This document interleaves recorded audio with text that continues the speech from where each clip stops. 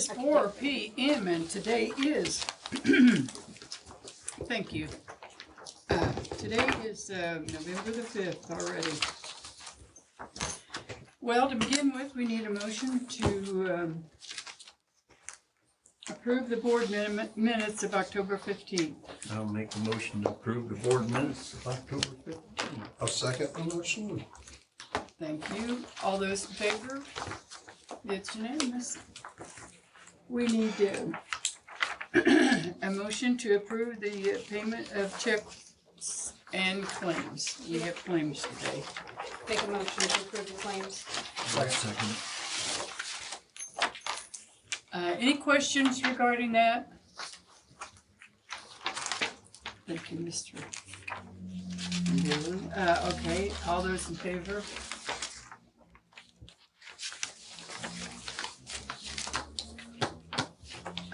Unanimous. Thank you.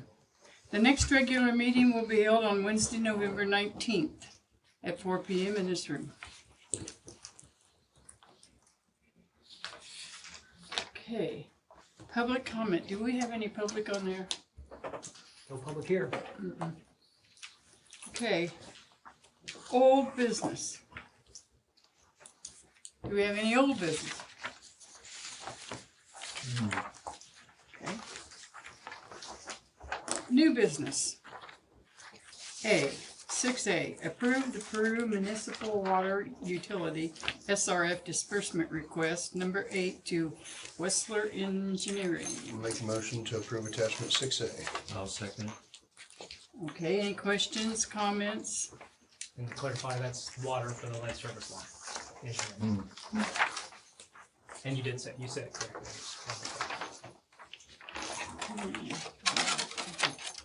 So that's 6A. Okay, all those in favor? It's unanimous. 6B. I need a motion for someone to make the motion to approve the Peru Municipal Sewage Works SRF disbursement request number 57 to Hazen and Sawyer. I'll make a motion to accept attachment 6B. Second. Thank you. Do we have any questions or any comments about that? I kind of do. I noticed down here in the bottom it says this form was revised on February 7th, 2019. Then the next SRF disbursement is, it's not the same company, but these forms are revised on July 1st. Do you prepare these? I don't prepare these. Amy Miller. Amy Miller does. And she, depending on the contractor name, I would assume she changes the numbers after she reviews them. So it's probably, it's probably the same number or the same form each time, but she adjusts the numbers for each one. So Okay. the forms are identical. Okay. Thank you. Let's see, B. We were at the point of, did you vote? Did everybody vote? No, not yet. Did anybody make a motion? Yes. Motion and second. Wait for Okay, vote. all those in favor of SRF disbursement request number 57, 6B? 57. Attachment 6B. Yes. Unanimous, thank you.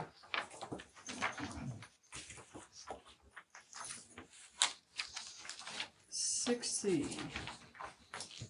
Need a motion to approve the Peru Municipal Sewage Works SRF disbursement request number 58 to Lockmuller Group. Make a motion to approve attachment 6C. Second. Any comments, questions? All those in favor? Unanimous.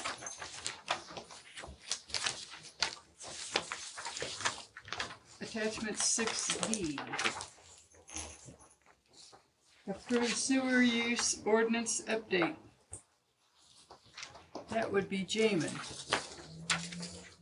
Jamin, do you have any comments? Do we have a motion for that? Oh, I'll make a motion that we accept Excuse me. Attachment 6D, Second the motion. ordinance update. Okay, now, would you like to make a comment regarding this? So periodically, so actually every 5 years, we have to renew the permit to discharge at the wastewater plant in Peru. And during that time, we try to update the ordinance if necessary. We haven't needed to the past few times, but there have been some changes in state law. And so we got with the pre-treatment coordinator with IDEM, and she reviewed the ordinance and suggested some changes that make things more explicit to the duties that the board has and that the superintendent has, and the powers that they have to protect our wastewater system from industrial users should they be improperly discharging to us. So there aren't a lot of changes. As you see, there's only a few pages with 1 or 2 sentences added, or words like fees changed to fines or things like that. So what I tried to do is all the places in the packet that's in here, first set of pages are the highlighted changes, and behind that is the old ordinance showing either where words were changed or Thank you. where That was super paragraph. helpful. Yes, I was hoping. And there should be copies of the entire ordinance in the And again, these aren't, we didn't go through it and say we need to change these to be more or less punitive. This is language from IDEM, as required to follow their codes. And for instance, in one of them, we could only stop somebody from discharging a harmful substance to us after a formal notice, which means it's written. In this one, it says we can do it as with an informal notice. It means we can show up and say, all right, cut it out. So if it's at the point where it could be harmful to our utility, we need that ability not to have to, oh boy, this is super bad. I need to go back and write a letter and make sure they get it before I can tell them to stop. So, Pretty clear. And this will have to go in front of the city council because it is an ordinance. But you need to approve it first. I also wanted to mention what you said in your last paragraph. I want to commend Nick Parkman and David Menifee for their excellent work in completing this project. So noted. Thank you for making that comment. Okay, all those in favor? It's unanimous.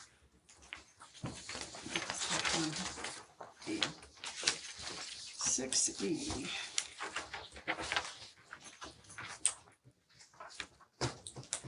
Need a motion to approve the DWM, which is the department, no, that's not right.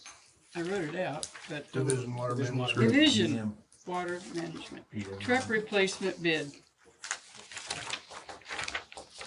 Make a motion to approve. Go ahead. The replacement bid. I'll second it. Okay, thank you.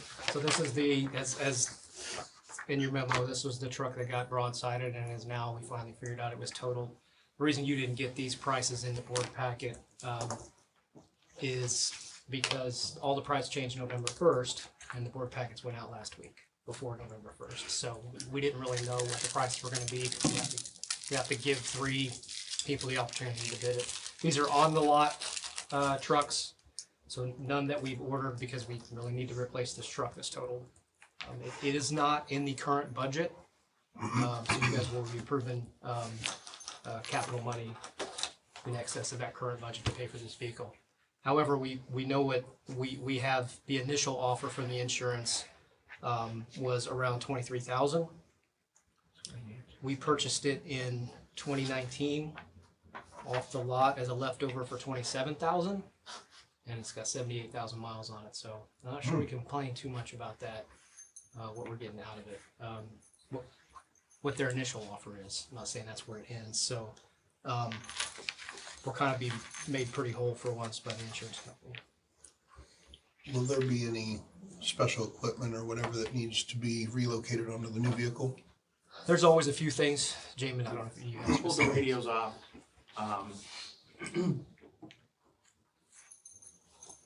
This is just a vehicle to transport tools and things like that, so we don't need a plow package Okay. or any of that other stuff.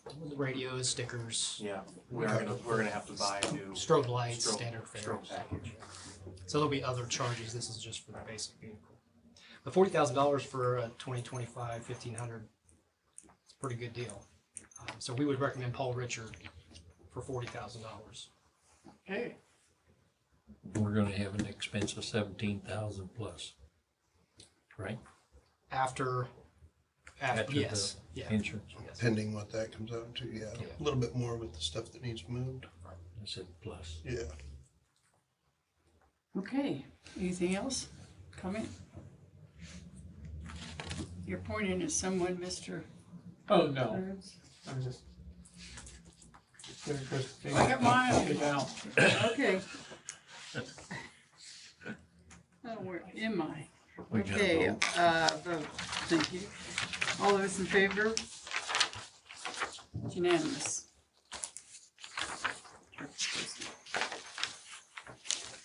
Thank you.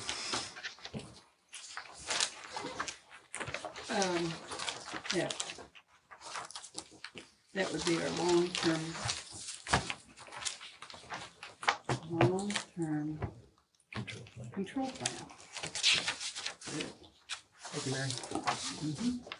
So the title has been signed and payment transferred to 84 and 66 West Canal, formerly known as the Honda property. So we now own the property.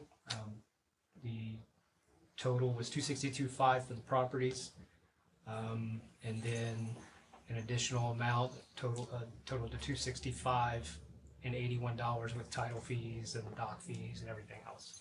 It's not too bad, but it's ours. They have 45 days to get for us to get complete possession of that. They're going to take a few things out of the building as we had discussed in previous meetings. Moving forward with that property, we're required by the what's it called, the State Historical Preservation Officer to do an archaeological study on it to make sure it doesn't have native land. We do it all these properties. The other ones have been done, so now we have to move forward with that. But that's in the works getting done. You guys all got in the mail or on in your packet the construction permit for the storage project. So they've given us a construction permit. That's always a huge hurdle. And we're still looking to close on the funding for this in March. But we're also trying to coordinate with the SRF to close not only on the wastewater, but on the lead service line money as well. Phase 2. Yeah, phase 2 of the lead service line. So the $5 million for the, or $2.5 million at 0%, $2.5 million as a grant. So on top of the wherever we end up on the wastewater. So March is going to be a pretty busy month for us, especially the end of the month leading up. So anything else, Jamie? You can think of? Can I ask a quick question on that Canal Street property? So even though Peru Utilities purchases it, is that city owned? Is it considered property of Peru? Yes. It'll be the title will be per utility, per utilities, but.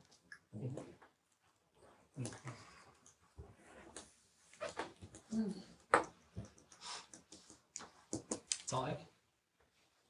So that means March. somebody else could come in that has something to do with the city and want to use it? No. Do we have it marked off or something? No. Oh, okay. I just think that was a general question. Okay.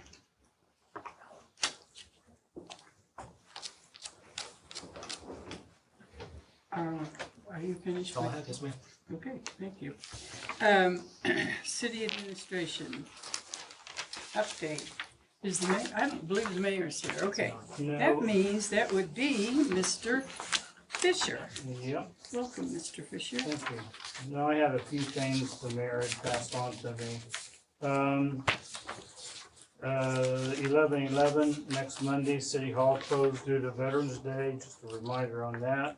11/22, there's a downtown open house, on that evening with the parade and tree lighting going on. on December 7th, at the Civic Center, there's a Christmas open house from 2 to 5. Just wanted me to remind you that the fire chief is out for 2 weeks due to surgery. So the assistant chiefs will be covering in his absence if you need to reach them. And currently, he wanted to share that the city is working on a resolution to the building behind Hardee's, which housed the former county recycling service, where the owner had passed away and left it, unbeknownst to us until not long ago, left it full of materials. Some of it can be recycled and some may have to be sent to a landfill, so that's going on right now. Can I ask a question that he had at this point? Okay.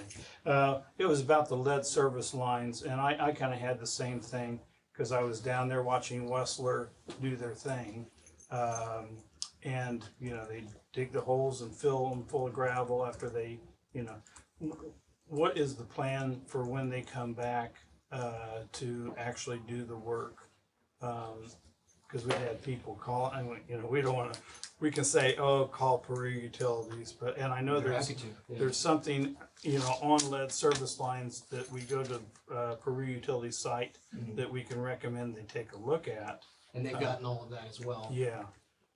So you know, what's the game plan now that they've dug up in front of every house, dug up the holes to identify which homeowner service lines have lead, and then they fill them back full of gravel, and then they're going to come back in and dig the gravel out and, you know, replace them if the owner had agreed to do that. So when is that supposed to happen? That'll probably happen in the spring. In the spring. Once it gets too cold, they won't be able Yeah. to do that. And that's what I'm telling them, Yeah. but I had not known that for sure. Yeah, that'll happen in the spring, and then we'll be face to face with them as well on that, because we still have to get in the homes and It's just tearing the heck out of the streets. it is. It's going to be awful. But we'll get new asphalt. I mean, not the whole street, but Just in it'll the get spots. it'll get fixed, and they're gonna warranty their fixes Okay. to a point, obviously. But we'll be chasing gravel all winter long, probably. Okay. Thank you. Anything else, Jane? No, that's perfect. And part of the delay that benefits us is that we have to get permission on the homeowner side to dig up their line if it needs to be replaced. And that's gonna give us the winter, now that they've identified what the services are, Yeah. to get the permissions. And I don't know if you know this or not, but I was talking to one of the Wessler guys, and he said he was a bit surprised that there was only like, so far in the project, just one homeowner that had a lead service line. I was like, okay, well, did they do some replacements decades ago, or that's a big surprise to me. On the homeowner side, we find very few lead lines, Okay. but IDEM and the EPA have determined that if galvanized has ever been downstream from lead, Yeah. it needs to be replaced also, and the majority of the ones they found on the homeowner side are galvanized. Okay, so So- it doesn't, just not lead, It's it's not just lead, galvanized but as they well. do have to identify what they find, Yeah. but if they find lead or galvanized, Okay. it's eligible to be replaced at no cost to the homeowner. Okay. All right. Thank you.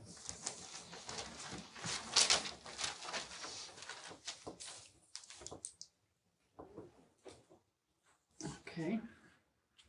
Next we have city attorney. I'd like to hear from you. Like Josh mentioned, the closing happened on the Canal Street property, so that is done.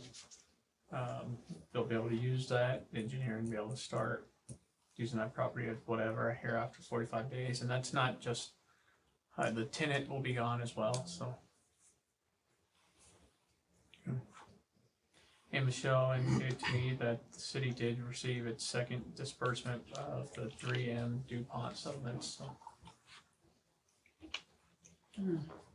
It wasn't that much, was it? 62. Yeah. 62. 62,000. We'll take it. That was for Grissom, correct? Yes. Yes, yeah. As the city has no PFAS or PFAS. That is correct. Yep. Say that louder in the back. Yes. And I will add this, there's a gentleman who owns, private entity that owns the overpass over 31. He has been Hey, Grissom. blowing, yes, the overpass on 31, from Grissom and essentially butts up against Nickel Plate Trail. And there, we all know what overpass that is there, right near 218. The one that got hit a couple years ago. He's been very persistent about reaching out and trying to get us to pay for an easement or purchase that property from him.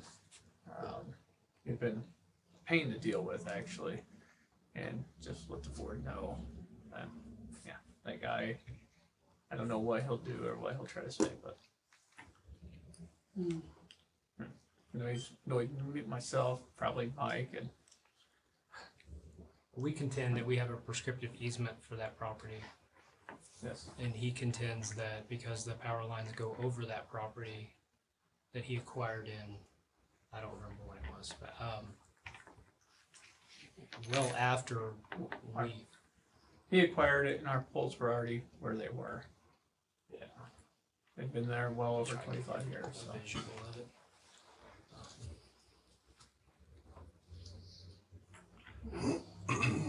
Why is that an issue for him, Dustin?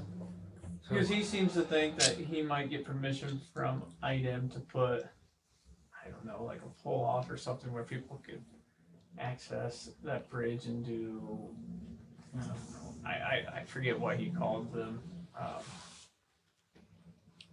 Yeah, I don't remember. It was some sort of rest stop. Yeah. Oasis, there you go. Yeah. He's been very persistent. I mean, he's landlocked to the west by us, essentially landlocked to the east by the Nickel Plate Trail. Nickel plate. And we know the NDOT's intent is to essentially make that an expressway.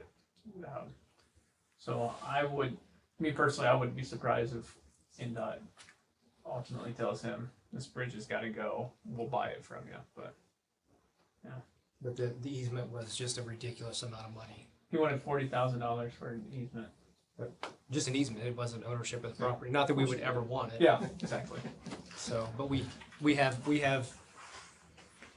means You to already get that have property easement from here. rights. Yeah, We got a prescriptive. we have a easement. prescriptive easement because we've been there so long. That pole, this pole right here, has been there for many, many moons, and it's right on the property line.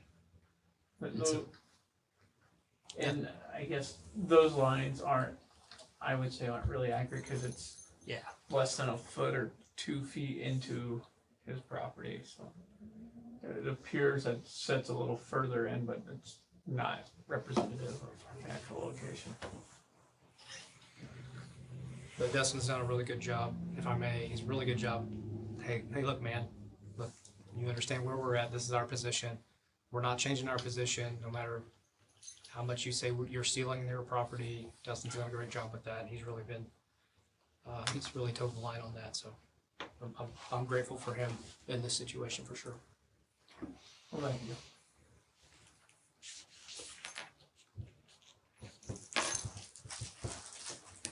That's it. Very good, thank you.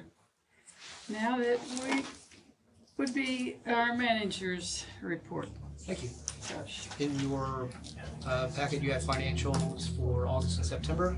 Those are officially caught up. Michelle really spent a lot of time, and Marisa and Leah spent a lot of time getting those done and caught up through Encode and working through those issues. So I'm also grateful for her and her team. They've done a good job catching up to close on those. So now we're officially in what we would consider budget season. Matt's also worked really hard with the new formatting and everything for our comparables for our 12 months through September, and then overall 24, overall 25. That was a whole new thing. So when you guys do get your budget here in about a month, three or 4 weeks, it'll look kind of the same, and that's because of what Matt and Michelle have done. They spent a lot of time on that. So if you have any questions about those, please let me know. I believe I was remiss. I should have put Matt's name up there on new business. I just told him we'd do it during the manager's report, so he could. Well, as a matter of fact, a good segue. You had asked about where we're at on cybersecurity. Well, Mr. Cybersecurity is right behind me, and Matt's going to take over and talk to you a little bit. Okay. Okay, yeah, let me share my screen real quick. I just put together just one slide, just a brief information that's been going on.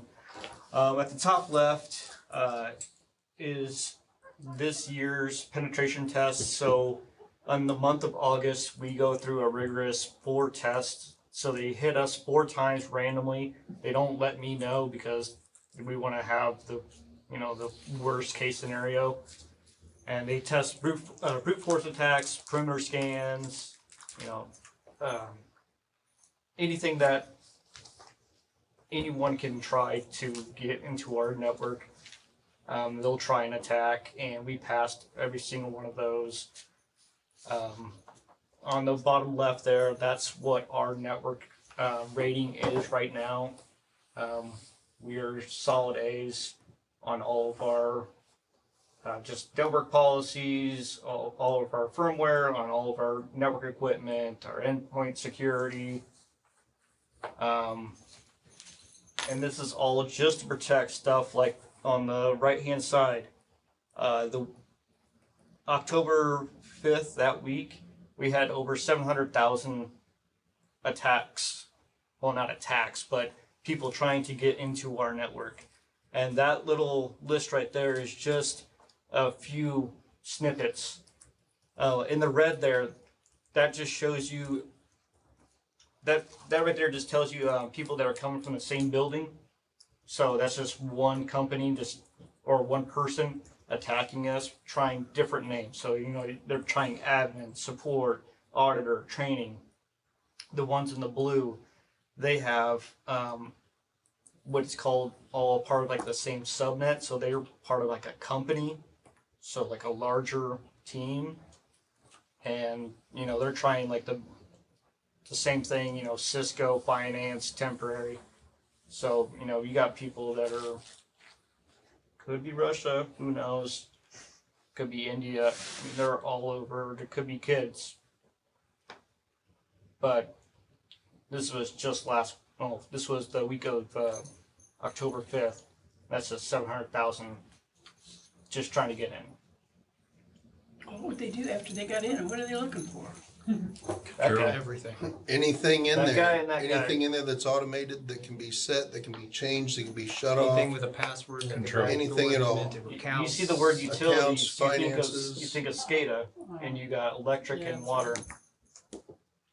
So that's what they want to get to. They want to be able to, and then you got customer information. They want to be able to take customer information, and you got meter information. So they want to be able to get everything, Financial information. and then also lock our stuff and then hold us ransom. Do we have a cyber policy or ransom policy just in case? We do have a policy. We do. That's not a challenge for anybody listening to test that policy. And yeah, through that policy, they ask us a lot of questions to go through. It's a 4-page report, just going through the cybersecurity insurance, like our internal controls, our backup and recovery policies. If we have logs for user activities, we're kind of multi-factor authentication. I mean, they know what to look for, and then they're the ones that give us the rate that we get. And I think the rate that we have right now is pretty good. So What we're told is it's a really competitive rate because we have to hit all of those markers in And if we don't hit them, they're like, no, you're too high of a risk, or your premium is much higher. So. And yeah, in the top right there, that's just showing you, in our network alone, we have 392 devices, and of those devices, 655 gigabytes of data is coming in and out in just 1 week. And then just staying inside the network, 1.25 terabytes is just communicating between all the devices. So it's a lot of stuff for all the security to be always scanning, always watching. So it's a lot to always be going He's not on. talking about devices. He's not talking about laptops. You know, it's equipment. Yeah, I mean, We have a lot of equipment. Yeah. That has to talk to each other. And I don't know if I want to ask this question. Well, you can decline, but I assume we have another off-site facility that we can move to if we, you know, say for instance, have a fire here or whatever. We have other facilities, yes, Okay. and backups. That's what I want to know. You good? Yep. So on top of that, you guys maybe think of other ways that we look at. This is cybersecurity, but it's also other threats that we get. And we get these, I get bills all the time that aren't phishing. So we get phishing scams. And so I wanted to show you this is a real life example of a phishing scam. So this is how they get it. This is Florida Municipal Power Agency.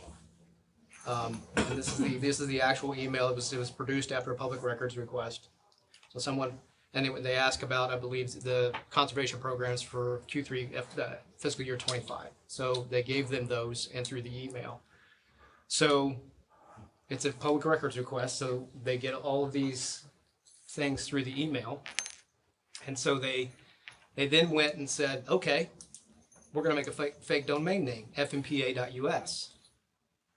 Well, if you go back here, fmpa.com is the actual Florida Municipal. .us is, because it was available, is a different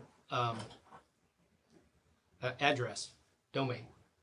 So they did that, and then they started in, if you notice, there's a little bill here, an invoice here, that can you kindly advise on payment status. And so this goes on. I didn't put them all in here. This goes on. You notice they CC'd a bunch of people, and then in the first email it was the first name there, the CC, and it was fmpa.com. But all of a sudden this one is fmpa.us, as well as the Michaela name is fmpa.us. So now they've created 2 domain names, and so they're trying to get to the person that cuts the check. And they think this is an internal email to accounting because it's FMPA. But it's, again, US and not .com. So they keep going, increase the pressure. Hey, let me know the payment status, blah, blah, blah. They finally get to the person, this Tyler person, finally get to the person that pays the bills. Oh, and by the way, moving forward, we have recently made upgrades to our billing system, and we were required to update our banking information. So here's some new banking information. And again, these are all internals. And so payment for invoice was drafted on August 25th. If you have any questions, let us know. And luckily, they have decent checks and balances where somebody caught it at the very last minute, and they pulled the money back.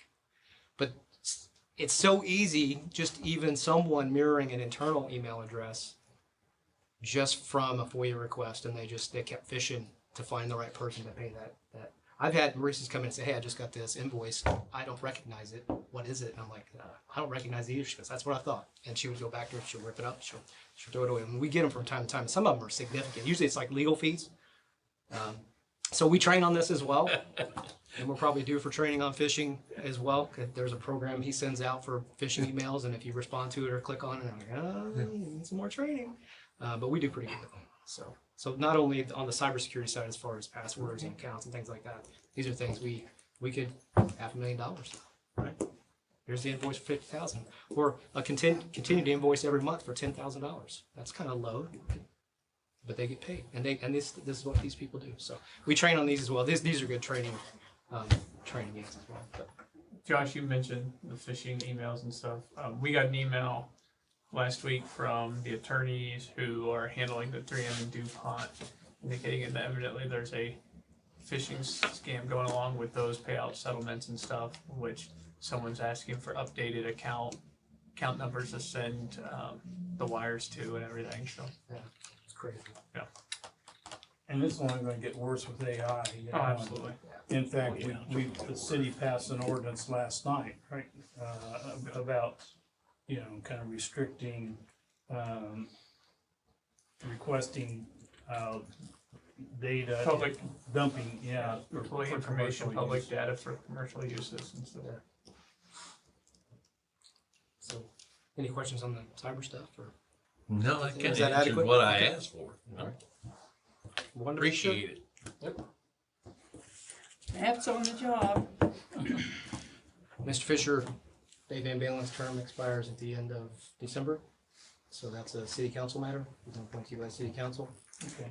So obviously that's a conversation you have to have with Dave if you and your city council members. But it would be nice if we had somebody in at least the February meeting. January is a pretty slow month, so if we don't, we can still vote and get things done if we're missing a member. Or if Dave wants to continue, so that's You don't care. between you and the. He does or does not.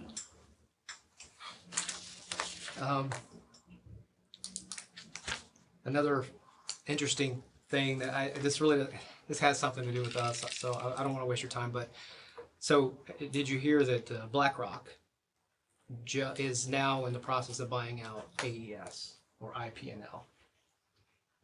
BlackRock is one of the largest private equity firms in the world. What are they seeking to buy? AES. And what is that? IPNL, the parent company that owns Indianapolis Power and Light. Big. Big. They're one of the Big largest utilities. IOUs in the country.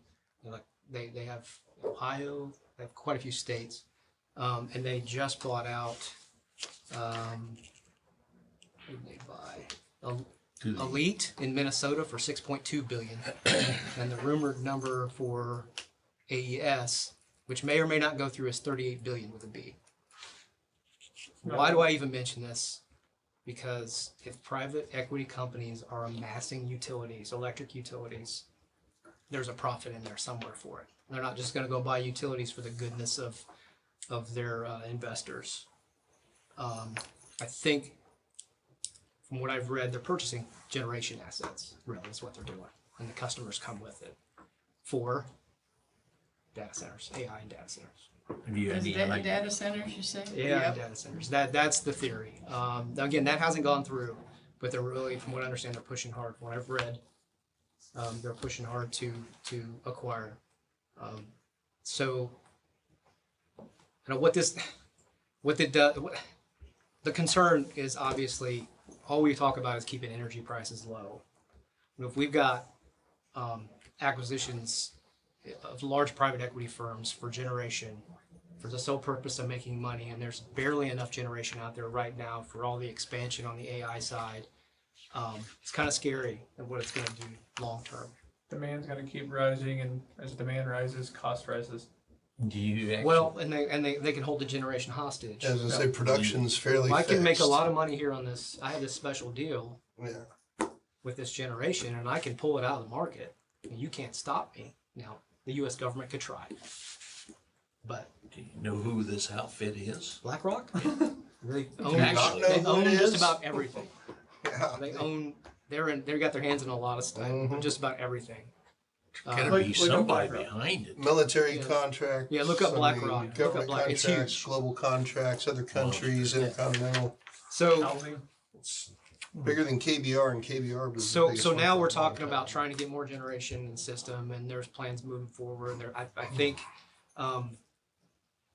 they're counting on the value of that generation, and it's kind of scary.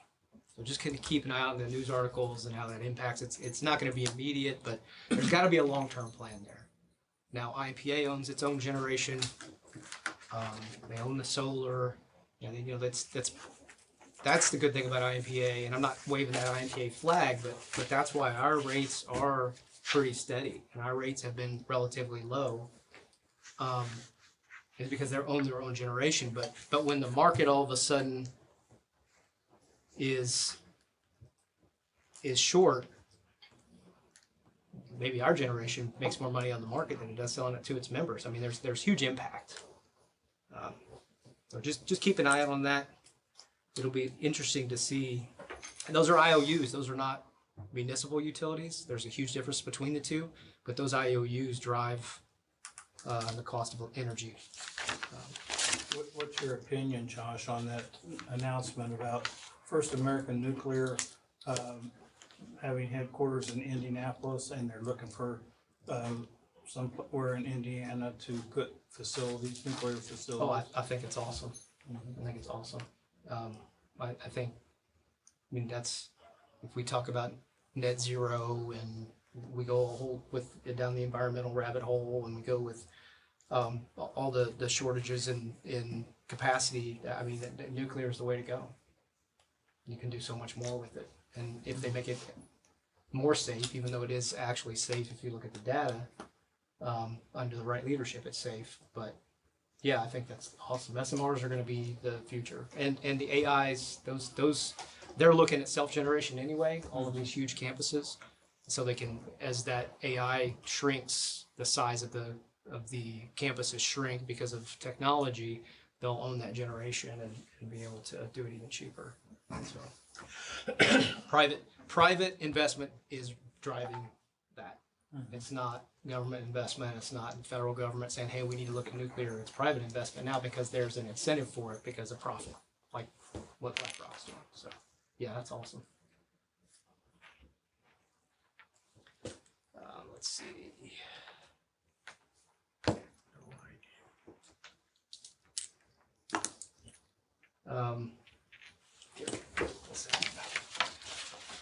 It's that time of year again. We'll go through our capital plan quickly. I'm not going to bore you too much with it. This is the administration. Matt's going to talk a little bit. Two of those. There's two. Matt's going to talk a little bit about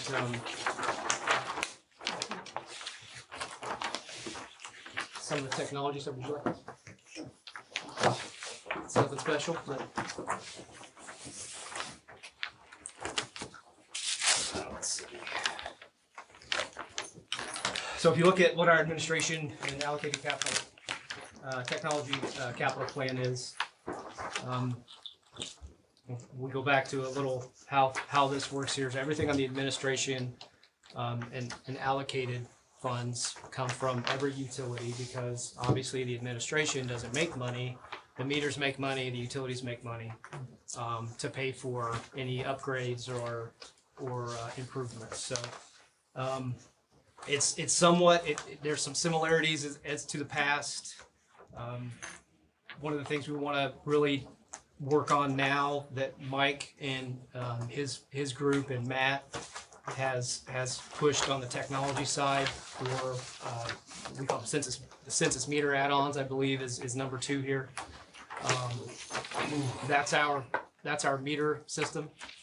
We don't have an outage management system, so we're increasing technology in the system so it reads the outages and gives us data that we need. So we always try to put a little bit of money in that, but we're going to push forward and try to find an outage management system that may work for us this year. $75,000 is estimated for at least the beginning of it. As well as the 65,000 in communication network. Right. So those will come. Those are partially allocated, but some of them are specific to electric. Then we every few years we do security cameras, upgrades, access controls are our key cards. We want to expand a little bit of that, maintain some of those. So we always do system, server upgrades, cybersecurity measures. So we got $30,000 this year for that. Communication network, again, is that LMS system. Anything in the long run, Matt, on the technology side that we're looking at through here that might stick out to you? Not in the long run, not at this moment. In 2028, we have copied, that's kind of different for the server component upgrades. Our copiers are about end of life, so we've got a little bit extra in there to replace the copy machine. We have to renew our license in 28 for all of our VMware servers, and that's usually expensive. 125,000 what we have in there for 28. It was what, right around 100 last time? Yeah, it was right around 100. I just, with inflation on how pricing is right now, and the company that is VMware, they have been bought out and prices has gone up with them. So, inflation. So if you go to the second page, that's really more structural, and the this part of the building was done in 1983. The back part of the building was somewhere in the early 1900s. It's over 100 years old. So there are things that we need to start putting more capital into. Last year we had, for 2025, we had $90,000 for heating and HVAC. We spent a little bit of that money on heating and HVAC, but we adjusted that money to the generator replacement. We have to do some electrical changeover there, some maintenance there, because we had to know what size generator to move forward with HVAC and whether it's going to be included in that generator, whether we isolate that if we needed heat during the middle of the winter or whatever. So that's, but we're going to push that to 2027, more of that to 2027. And then really for next year, we've got $80,000 in there for driveway, parking lot, customer lot, and we're probably going to use that. Our plan is to use that for ADA sidewalk maintenance up here. That those are not ADA compliant. The second we touch them, they have to be ADA compliant. So we're gonna use that money for that and any improvement we can do up here. We have a plan of what we want to do here, which includes putting parking out front. That may be in the next few years. And then entrance repair and remodel for 27. These doors are old. They're 40-something years old. They need to be repaired and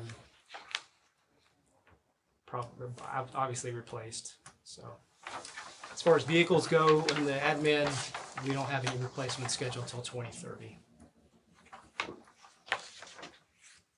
Any questions on admin? These are dollars that you don't necessarily get back, so you hate to spend money on it because you're not necessarily improving the job, the efficiency of the employees. We want to give them equipment and safety and trucks, but these are dollars that are going to need to be spent sooner rather than later. And I'm going to absolutely turn over the electric, so we go through the electric department to Mike, and you have it up on yours. Let me pass it while he's talking. Thank you. First thing you'll see on the electric capital is going to be our 69 that we're planning on doing. So we're going to continue carrying on replacing poles for the next few years. And then hopefully we'll have all the poles replaced and we'll have them in a 15 to 20 year window. And then we can get to the wire and start reconducting 69 line as well. Next year we've got a pretty substantial amount of money allocated to replace the transformer at sub 1. It's approaching 60 years old at this point. So that'll be the final 50% of the cost of the transformer, which was, I think, around $1.2 million, and then the installation for that as well. We're going to carry on annually with substation maintenance. That's bringing in company specialists every year to go through our relays and things inside the transformer or inside the substations. Being that they're the most critical piece of infrastructure that we maintain, we feel like it's money well spent when somebody here to look that stuff over annually. Reliability upgrades, these are things we're gonna continue to do, reclosers, air brakes, capacitors, regulators, SCADA coordination with these systems to try to automate as much redundancies as we can to minimize outages from both the length and size of them. Set money aside, as we do every year, for residential and commercial services. That's just new businesses that come in, or businesses that need upgrades, or new homes, home upgrades, that kind of thing. And in 25, we had 100,000 for residential and 150,000 for commercial services, and we increased those by 100,000. Just simply, the transformers are 4 times more expensive than they were 3-4 years ago, and you know, we're confident that there's some development coming, and we've seen that, and Mike's had to deal with that. Yeah, money set aside next year for potential transformer upgrades inside sub 3. So that would be our last set that we feel like we're going to need to replace for the future. That will bring them all to within 10 or 15 years old. And we hope to get 40 years out of those things or so. Money set aside for current and potential transformers on the distribution side. That's going to be our metering at industrial sites, typically 3-phase customers. A lot of that stuff is original still, so we're going to look to replace that. We did have a company come in, a third-party company come in and test some of the stuff we've got on the system on our largest customers, and it all was actually performing very well. So we were pleased to see those reports come back. There's a couple little things that we found we got to clean up, but the metering guys are working on that. Control upgrades, that's the relays and things inside the substation, battery banks, differentials, that kind of stuff. Keep putting money into that, because those are the things that keep the substations performing. Platform ground bank rehabilitation and conversions, that's some of the older infrastructure around, kind of stuff that's not really built anymore. Those are the overhead transformers you'll see up next to buildings. We're going to eliminate those and kind of modernize things, bring them into pad mount transformers. Reject poles, so every year we bring a company in to test our poles. We pick circuits, and they go through and they dig down below surface. They check the base of the pole, they look at the top of the pole, and they come up with a list of poles that need replaced ahead of schedule. So we set money aside to be able to replace those. The old and undersized distribution transformers, everything, we're starting to get to a point where transformers fail out of age and then just overuse. The city was built around 60 amp residential services, and now services are 100 and 200 amp. So a lot of the older transformers that are floating around out there need upsized or full on replaced. Critical pole conversions in the future. These are going to be our takeoff poles outside substations, riser poles. I'd like to get those replaced with steel for reliability. It'll be a pole that will last longer, be more resilient, more reliable, I believe, in the future. The Grissom Industrial Park Loop, we've had more development out there, more companies moving in, more construction going on. So we're going to prioritize undergrounding the rest of that circuit out there and getting the loop closed in to have a backup feed if we lose a portion of that line out there to feed AZI and Spectronics, the new shell building that's going in Next Plus. A lot of really important infrastructure and businesses for us. And these are, like the Grissom out there, is kind of an unknown as how quickly it develops, or how much the load increases, how quickly it increases. So this is going to be a fluid number, and it's going to be a fluid timetable here. However, we do have reserves for these types of things, development and emergencies, and we would tap into those reserves in 2026 to make a huge dent if we had another large customer or a very quick increase in load or energy out there. Which is what we've seen. Spectronics had 3 buildings, and they came to us this fall with a site plan up to, I think, 14 or 15 total. So, and when a business gets it in its mind to move, they move quickly, so we've got to be prepared for that. We're going to keep converting the old high-pressure sodium lights into LEDs as they fail. We're gonna keep setting money aside for NDOT projects. You know, a lot of our lines are in NDOT right-of-ways, so when NDOT does improvements or when NDOT makes changes to those right-of-ways, we have to adjust along with them. Poles for stock, this is just, meters for stock and transformers for stock. That's just things we purchase to be able to cover from storms, accidents, and those kind of things. Fiber systems, so obviously we need to continue moving on fiber. Upgrading fiber, adding new fiber, and that kind of stuff, so that we set money aside for that. Getting into kind of the more individualized plans here for the city circuit feeder lines. These are lines we replace in town. Well, we've talked about this before. We feel like that is the best bang for our buck as far as pole replacement goes. Our highest meter density is in the city, so replacing a pole out there can save an outage that will cover hundreds of customers. Mexico Road rebuild, those are poles that are difficult for us to access, and they're really only accessible at certain times of the year, so we'd like to get ahead of those poles as well. Mississauga Dam, same thing along with that. You know, the dam itself, the controls for the dam is critical infrastructure, so we're going to go replace the poles out there to make sure that's as reliable as we can make it. IMI, we've had some problems with our feed around IMI, so we'd like to, in the future, adjust how that's fed out there and kind of keep pace with what's happening in the area there. Coming out of the Sub 4 is the backbone for the Grissom Industrial Park area, so we'd like to get that rebuilt out to Hoosier Boulevard. That's going to be that's the most important stretch of line in that area.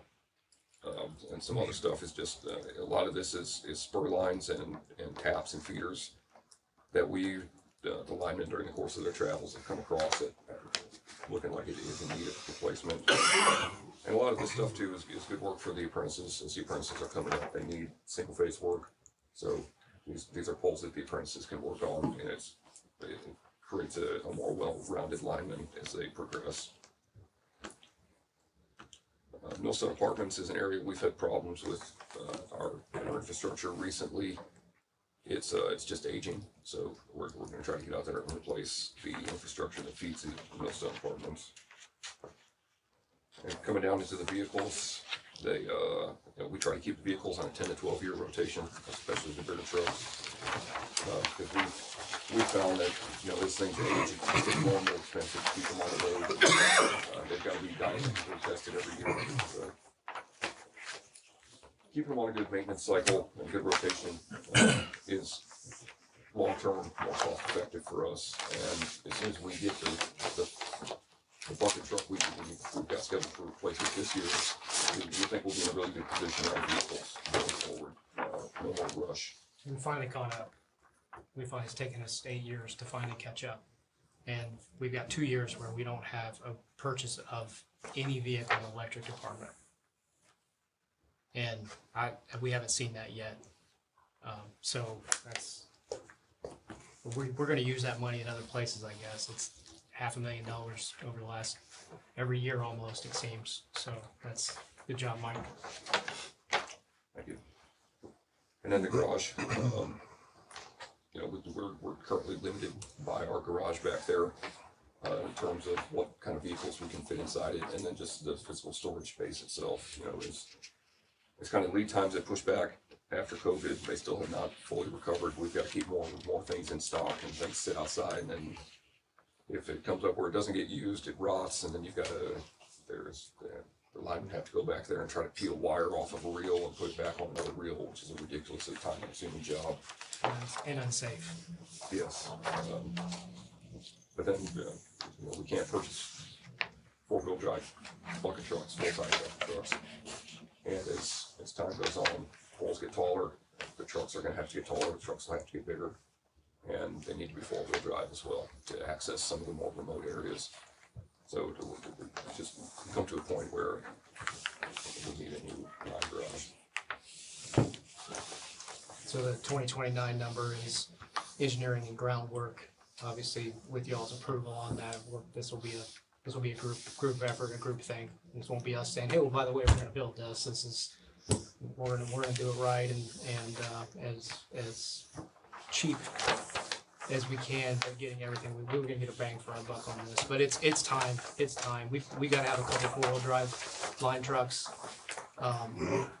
We just get into some messes out there, especially out there on the, we have on the outer loop and in some of the farm fields when they gotta get up and get billboards and as we expand, we gotta get something where we can put trucks inside. We can't have $300,000, $400,000, $500,000 vehicles sitting outside. And What do you that's really where we're at. anticipate four-wheel drive as opposed to standard back-wheel drive? Not too bad. What kind of a dollar difference is it? Between the two, purchasing the vehicles, what was the last one we looked at? It's not, going from two-wheel or to four-wheel is not a significant increase in the cost of the vehicle. Because you order the chassis, and then you order the equipment that goes on top, kind of sort of, they make it separately, you order them together, but you have an order for the chassis in that order, and you order the chassis in full Okay. two-wheel drive, so it's you're a not few gonna try to thousand, do- it's not 100,000, 50,000, it's a few thousand. Yeah, okay. And you might cut down on some of the towing bills that we have to have trucks pulled out, line trucks pulled out, or if you have a four-wheel drive, you can pull a line truck out with another line truck. Or you end up with them trying to winch the vehicles out, which is so it's always a sketchy proposition when you're trying to winch something. So overall, we budgeted for 26, $2,740,000 in capital. 27, $2,730,000. 28, $2,860,000. And then it kind of drops off from there. Now, obviously that's aggressive compared to what we anticipate in our depreciation collection through the rate. But there are things that need to get done, and we're gonna get them done. And you guys have tasked us to do that, and responsibly. So we will have plenty of reserves. We anticipate having plenty of reserves at the end of each year. It will diminish some in the 30 and 31 timeframe. But like I said, we've got development we have to service. Out there, seems to be a hot spot right now. Electronics, like you said, I don't know if you heard how many buildings are they anticipating now? They're up to letter M on Yeah. some possibilities. Because engineers can't use numbers, they have to use letters. Apparently, they're up to A through M right now for buildings and warehouses. I mean, that's huge. Apparently, AZI has not hit their peak yet. They've only been at 25%. 15. 20, 50, 15, okay, I was wrong, 15%. So they said within the next year, they're supposed to hit their peak. We've heard a lot from AZI, they're good guys, but if that's the case, that's significant. Come up to the peak and then double. Yeah, so we've got some, in the shell building, there's some communication between people that might lease that shell building out or buy that shell building, and it looks like not a significant load, but a megawatt or two, which is, we'll take what we can get. That's still good. I mean, that's not a housing addition, that's industry. And then there's some potential out there for aviation. There's a lot of sniffing around for aviation, and we see it on the economic development boards that comes to us specifically. There's a lot of aviation inquiries, not just at Grissom, but for everywhere. So that's a huge potential for us. So we have to be prepared, not dump money into something like that to be prepared, but be prepared financially and to have a plan for something like that comes along. And Mike and his people they do a wonderful job with that. So, any questions on all of that? If you come across any, give me a call, shoot me an email. Ask next board meeting.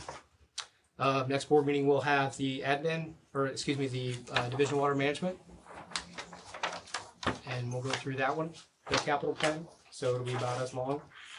And then hopefully board meeting after that, we'll propose a budget to you, an overall budget,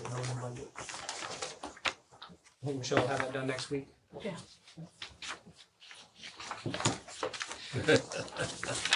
I might be dead by then. Hopefully, So that's all that I have. Okay. So it is at this point, I'll remind the board that we have an executive session after this adjournment. I suppose we can, take a 5-minute break between the adjournment and the, If we need it, I'm doing whatever, whatever we need. so. Ask for motion for an adjournment. make a motion to adjourn. Second. Any comments regarding, okay. All those in favor? Unanimous. Thank you very much.